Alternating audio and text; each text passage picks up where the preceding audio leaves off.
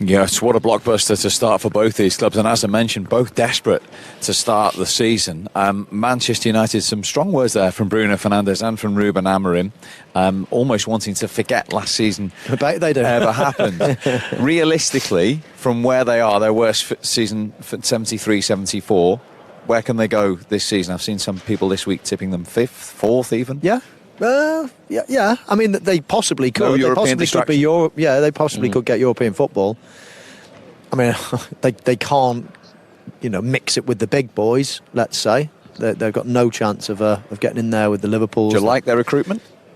Yeah, I think it's probably wise to recruit at that end of the pitch. I mean, they didn't create much. Certainly didn't score many, and haven't for a while. Didn't really excite going forward, and they've got numbers in midfield and at the back for that matter. So I think if they were going to invest, then I think it was the right area to do. Yeah, and it is. It's a total change, isn't it? Total sea change in terms of the players. I like Cunha. I think he's very, very good. I have a couple of little question marks. That type of player caused a little bit of trouble at Wolves.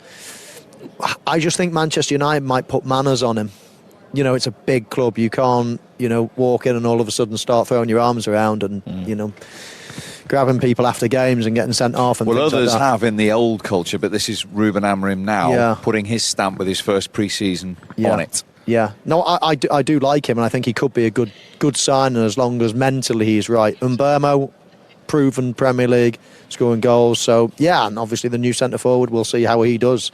He's quite new to it. But, yeah, I like what I've seen. I mean, they simply cannot be as bad as they were, can they? So it's just how high they can climb. And if they can get a 6th or a 7th place in the league, then that's good progress, and then they can build from there. We watched them in the summer series. What do you think? I think 6th or 7th. I think that's realistic. In the middle of the area, in the middle of the pitch. They've got bodies there. I think the recruitment in the summer's been good. Cunha, like Cunha. I think in terms of his temperament, I think he would understand that. This is a massive football club. From where we come from, it's a massive opportunity, a privilege to play for Man United. And Mbeumo, I was lucky enough, I went into Brentford last season, so I saw him, spoke to him, good professional, wants to learn, spends a lot of time doing a lot of finishing, wants to score goals.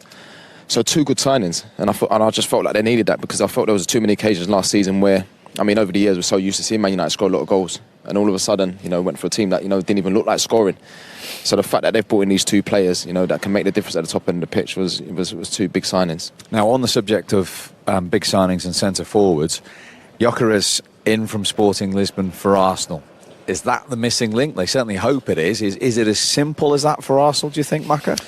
Well, that is the million-dollar question, isn't it? Is he going to be good enough to drive Arsenal forward to the Premier League? He was at Coventry before he went to Sporting. He did excel at Sporting.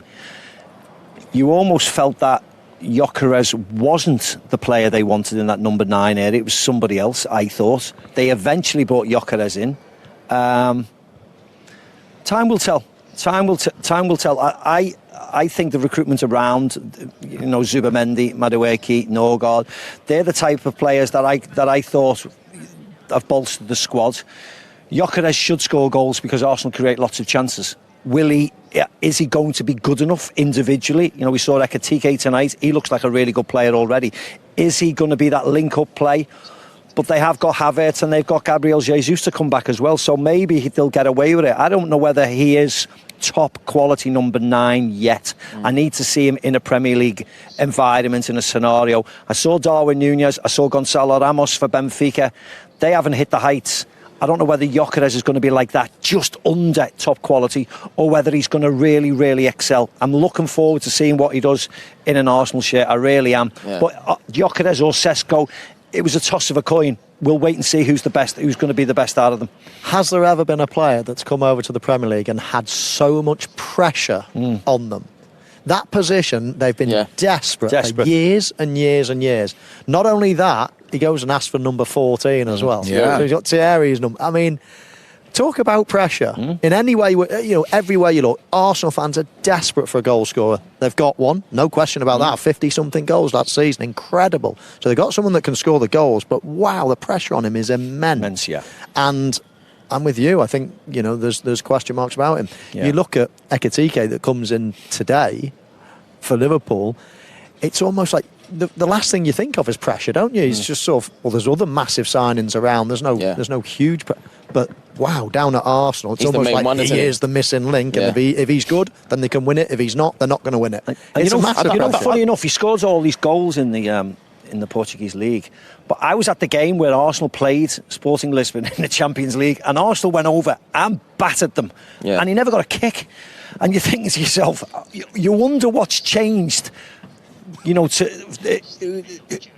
whoever's choosing the players at Arsenal, the sporting director, etc., or whether it's Mikel. You wonder what they've seen that they've gone, you know what? He's the one we're going to pin all our hopes on. Because it's not Zubamendi or Marino or Declan Rice.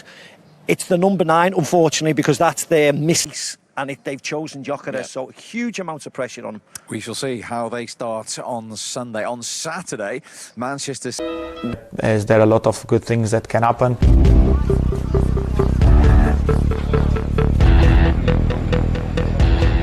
They give us different characteristics. I think they can decide the game, and that is a really important thing to have in a big team. You can have games that you are not playing well as a team, but we have these kind of guys that can change the game. Brian and Cunha has more responsibility than Ben. He's younger, it's a new club, it's a new country, but I expect a lot from them. And I think we are so much better team with them in our squad. It's just a historical club that is unbelievable. The team is great, it's getting better and better. And it gives you this already kind of, let's say, energy that you want to be part of. And I think it's just a great project in general, and can't wait to start, definitely.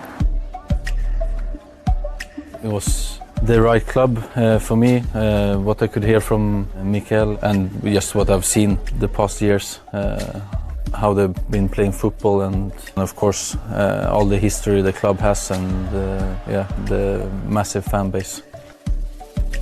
The reinforcement bring different qualities. I think the chemistry between them is already really good. And with Victor we will adapt a few things that his qualities will bring to the team, and at the end the impact that he can deliver is enormous, and we are really happy to have him.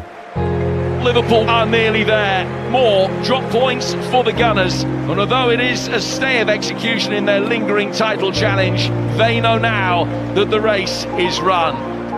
We want to win, and for us it's painful, enough to be that close and not winning. But at the same time we have to take all the good things.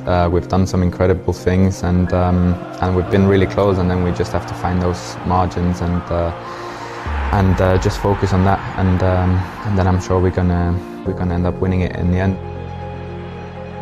I think the pressure comes with the expectations, and the expectations now they are the way that they should be. With Arsenal is with the top clubs in the world.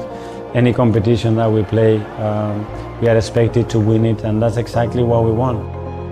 When you don't reach after 10, 11 months of competition, the big trophy, you decide to say, okay, next season we go again. And from day one I've seen it. I've seen that enthusiasm. It's going to be for sure the most competitive league we ever witnessed, and we have prepared for that. Man United aren't pushing in a title race anymore. Arsenal are there. They've been second, they've been really close. They've had a brilliant summer, signed some fantastic players. They're probably favourites, but both teams need to get a win. Arsenal United, these games, I grew up watching a lot of these games, and it was always intense, so I think it's a nice game to start with, and looking forward to it now. We are ready to face any team. I think we have better characteristics, more players to make the difference, especially in the final third. We are going to be prepared on Sunday to fight for the win. Victor Gyökeres is in line to make his Premier League debut this weekend, with Mikel Arteta facing a big call over whether to throw the Swedish striker straight into the action from the start against his old Sporting Lisbon boss Ruben Amorim. Last season's number 9 Kai Havertz is another option up top, and the Arsenal manager has not ruled out the possibility of Havertz and Gyökeres lining up together, with both men scoring in the team's final preseason outing last weekend. Gabriel Jesus, however, is still sidelined as he recovers from a knee injury sustained midway through last season. Elsewhere in attack, Bukayo Saka picks himself on the right wing, and Gabriel Martinelli, fresh from a strong performance against Athletic Club, is perhaps the likeliest option on the left. Noni Madueke is still settling in after his summer switch from London rivals Chelsea, and Leandro Trossard is seemingly nearing an exit while he recovers from a groin injury. In midfield, Martin Zubimendi looks to be gelling nicely with Declan Rice and Martin Odegaard. David Raya will start in goal behind William Saliba and Gabriel, with competition at fullback between Ben White and Jurrien Timber on the right and Ricardo Calafiori and Miles Lewis-Skelly on the left. White has featured more heavily in preseason as Timber dealt with an injury that kept the Dutch defender sidelined until Arsenal's last 2 outings, and therefore could get the nod from Arteta to begin the campaign. Calafiori caught the eye against Athletic Club last weekend and may be given a chance to cause damage down United's right flank in the spaces left open by Amorim's wing-back of choice on that side, which, based on preseason, looks increasingly likely to be converted winger Amad Diallo. Patrick Dorgu has seemingly emerged as United's first-choice left wing-back. Meanwhile, Amorim's back three on Sunday is likely to be comprised of Lenny Yoro on the right and Matthijs de Ligt or Harry Maguire centrally, plus either the other one of that latter duo, Luke Shaw or youngster Aiden Heaven on the left in the continued injury-enforced absence of Lisandro Martinez. Fellow defender Noussair Mazraoui is also expected to remain out, but returns here are possible for first-choice goalkeeper Andre Onana, who missed all of preseason due to a hamstring issue, with Altay Bayindir deputizing, and Joshua Zirkzee. Rasmus Højlund looks to be nearing a loan move away from Old Trafford in light of Sesko's arrival, with the former RB Leipzig man potentially set for his Premier League debut against the Gunners.